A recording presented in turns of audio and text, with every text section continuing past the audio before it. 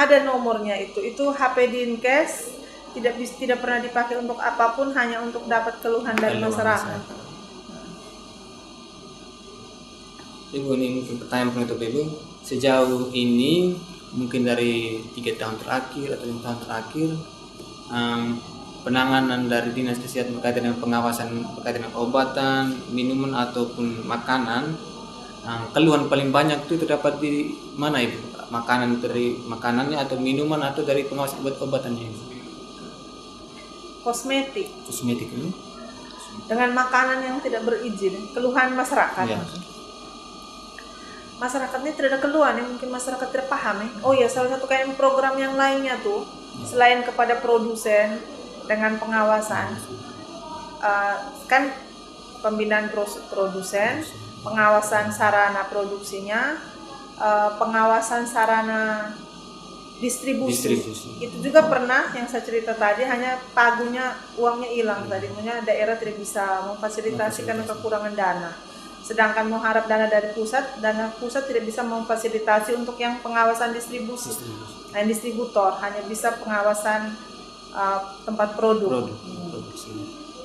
Jadi, saya lupa ngomong apa ya? Bagaimana tuh? Berkaitan dengan tadi kan bilang kosmetik ini. Oh iya. Kalau yang kosmetik itu karena dulu tuh kan ada tuh kalau kita ke sana distribusi, kita turun pengawasan sambil dan makanan, kosmetik apa semua yang kita turun pengawasan itu. Untuk yang masyarakatnya dia belum sadar gara-gara kurang kurang edukasi mungkin. Tapi kami tuh ada kegiatan lain edukasi. Tapi edukasi lebih ke makanan. Itu ke anak-anak sekolah. Hanya mungkin Unipa yang kami tidak turun atau anak kuliah. Kami tuh lebih turun ke anak SMP dengan anak SD. Anak SD tidak, ke SMP sih. Dengan SMP itu kami pernah di SMP Frater, SMP yang pernah beberapa itu kami undang. Terus kami bikin kegiatan di Pelita. Terus kami undang anak dari berbagai sekolah. Bukan hanya kalau SMP Frater tuh hanya SMP Frater, tapi kan tidak bisa menampung semuanya. Jadi mungkin kepala sekolahnya ketika yang bilang mau 100 orang, dan kepala sekolah datangkan kelas berapa saja. Nah, itu kita sosialisasi pangan aman tuh yang bagaimana, jajan tuh kalau mau jajan harus lihat bagaimana di pangan. Harus kita ajar. Tapi pada umumnya mereka tuh sudah terpapar, mereka ada kegiatan, mungkin pelajaran juga diajarkan itu, jadi mereka sudah tahu.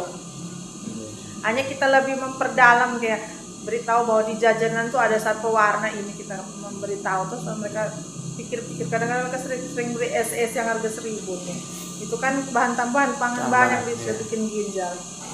Terus kalau masyarakat secara umum itu kami pakai kader-kader untuk pangan. Untuk pangan nih, yang kosmetik ini yang belum terpapar remaja-remaja. Dan kami kebetulan ada anggaran untuk itu. Dan tapi kalau keluhan masyarakat tentang kosmetik tidak ada kayaknya. Hanya kemarin tuh selain kami di Dinkes pengawasan, kami kan dengan Balai POM juga. Jadi Balai POM itu yang di Maumere itu temukan itu kosmetik. Dimasukkan ke penjara itu kalau tersalah. Ada 2 Hanara yang terbakar kemarin itu. Itu kan dia harus masuk penjara kan, pemiliknya yang ibu tuh Cece itu. Hanara tuh yang terbakar. Terus yang ini yang di dekat SMP Frater besar itu dia harus bayar berapa juta ya, pokoknya hampir ratusan juta, hampir 100 juta begitu dia harus bayar ke polisi karena mereka mengedarkan produk yang tidak ada izin edar. Tapi walaupun kami merasa bahwa temuan terbesar itu dari kosmetik, tapi masyarakat tidak pernah ada keluhan tentang kosmetik. Jadi itu bukti bahwa masyarakat kurang sadar ya. Terus mungkin remaja-remaja nih kalau banyak suka pakai kosmetik toh. Tapi kami tidak ada kegiatan untuk itu. Hanya kalau pengawasannya sering, tapi Sering. tidak ada anggaran khusus di daerah ini untuk pengawasan kosmetik karena harus dengan dana dari daerah.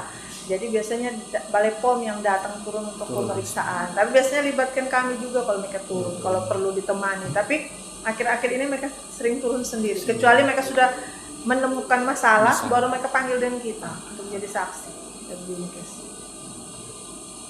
Ibu nih berkaitan dengan pengawas nih, ini dari ibu mereka setiap kali turun tuh apakah saat menemukan masalahnya dulu atau secara sendiri? Rutin. Ya rutin. Kalau makanan itu rutin untuk yang tempat produksi.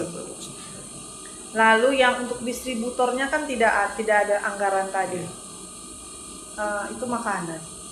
Terus kalau orang ada masalah juga kami turun. Jadi itu. Kalau apotik juga pengawasan rutin. Kalau ada masalah kan tidak pernah ada masalah, jadi selalu ada pengawasan rutin apotik. Itu bukan hanya swasta ya, pemerintah juga kami turun untuk yang pemeriksaan yang Jangka Pak? terus saya kalau apotik 1 tahun 4 kali.